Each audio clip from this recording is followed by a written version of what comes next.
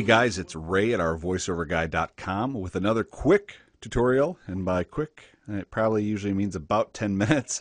Wanted to really go over one of the requests that I had after my last video, which was mixing vocals into your track in Adobe Audition 3.0. So did a little searching on YouTube to see what was currently out there. There's a lot of tutorials on Pro Tools, a few on Adobe Audition. In fact, there was one that I thought was kind of funny. There was a guy who was showing how to do stuff, and listen, I don't begrudge anybody for doing this. I mean, I'm doing this for free, kind of trying to help people out, and I've picked up some voiceover work because of it, so it's a win for me. But one guy had posted that he was teaching folks how to do it for $250 and to hit them up.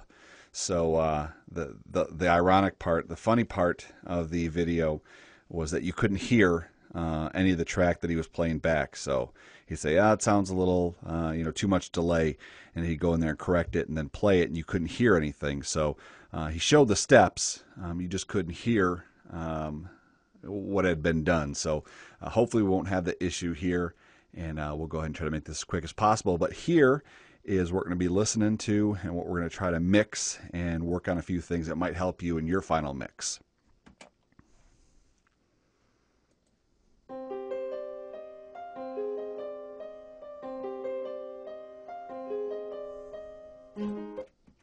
Sorrow in my soul, 'cause it seems that wrong really loves my company. He's more than a man, and this is more than love. The reason that the sky is blue. All right, that's a little unknown girl that's out there right now. Her name's Rihanna, I believe. You might have heard of her. I'm just kidding. It's called Unfaithful. Great song. And we are going to go ahead and play around with this. Now, the reason that I started off by showing you the original version of this song is because you don't want to recreate the wheel. If you're doing something that is in the rap game and you want to do something that's kind of Tupac-ish or, whoever, if it's Kanye West, whatever it is that you're trying to emulate or be like or sound like, or maybe not trying to sound like any of them, but your style is sort of their style. Pull up one of the tracks, throw it on Adobe Audition, look at the levels, look kind of where their instrumentals kind of stay at in the waveform. And I'll go ahead and open this back up again. When you hit the plus button here, you can kind of open this up a little bit, and you can tell when the instrumental starts off right here with some of the violins that come in, you kind of see where everything's at -6, -5 dB. That's where your kind of instrumental track goes all the way through here. As the vocals come in, they kind of go a little higher, so it's anywhere from -6 to -2 decibel. And then you can see those right here along the side here. Here's your decibels.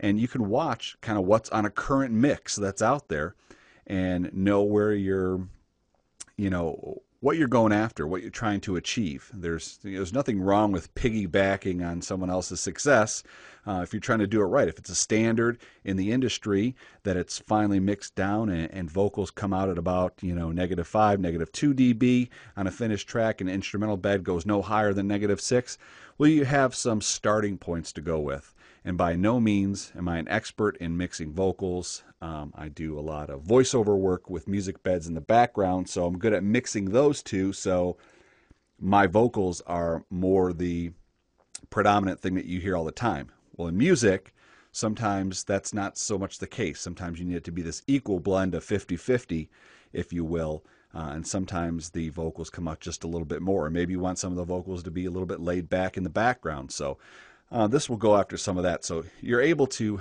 take an existing track, whatever the song is that may be close to something that you're doing, and just try to emulate some of those decibel rates, be it from the instrumental, the bed, or the vocal track. Okay, so let's go back. One of the things we're going to, right now, we'll go to, since we did that, we'll head and mute that. We don't need that anymore. In fact, we'll just take, we'll keep that there for reference. We'll mute that track. We're going to go up here to the instrumental, open that up, and you can see where this starts off. Take a listen.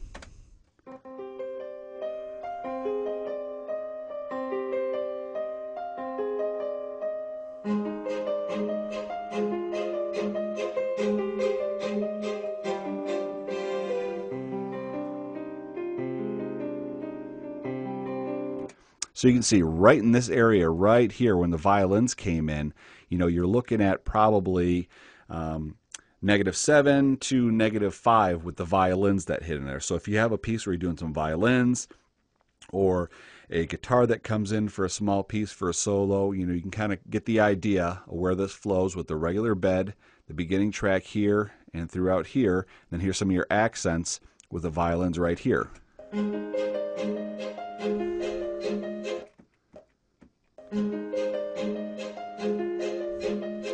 And kind of play around with those so you kind of get the idea. You'll see in some of these higher patterns here.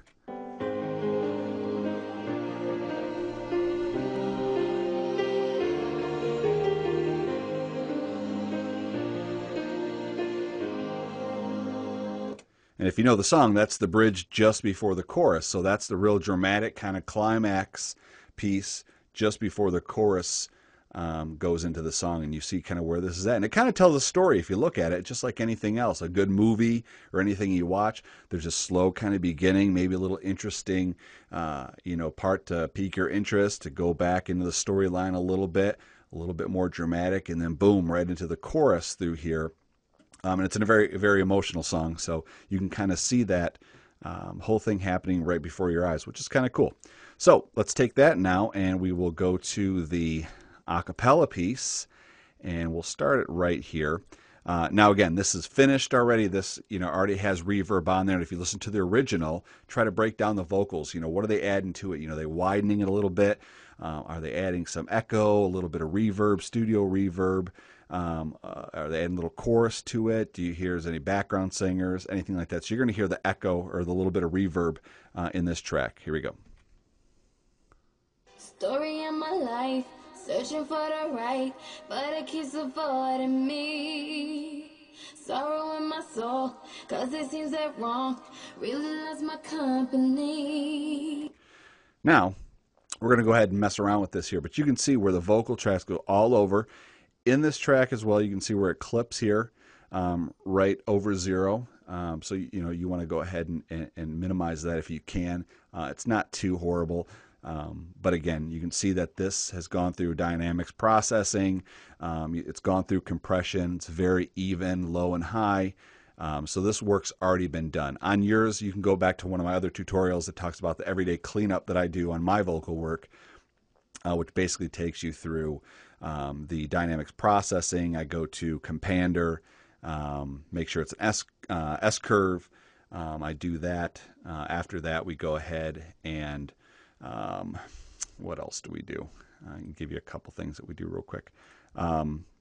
We go to normalize, and that'll kind of bring up your peak volumes as close to the highest peak that you'll have here. If you have any kind of clipping or anything like that, you can put hard limiting on it. We're not going to worry about that right now because basically this is a finished vocal, so we'll move forward with that. So what we're going to do now is open this back up in multi-track. I'll show you a couple things that you can do with your voice. We won't need it on this particular track. We're going to get rid of this one now so we can open it up. But one of the things that you could do is make a copy of your vocal track, place it down here, and then you can let's mute that. You can hear the two side by side. Story of my life, searching for the right, but it keeps avoiding me.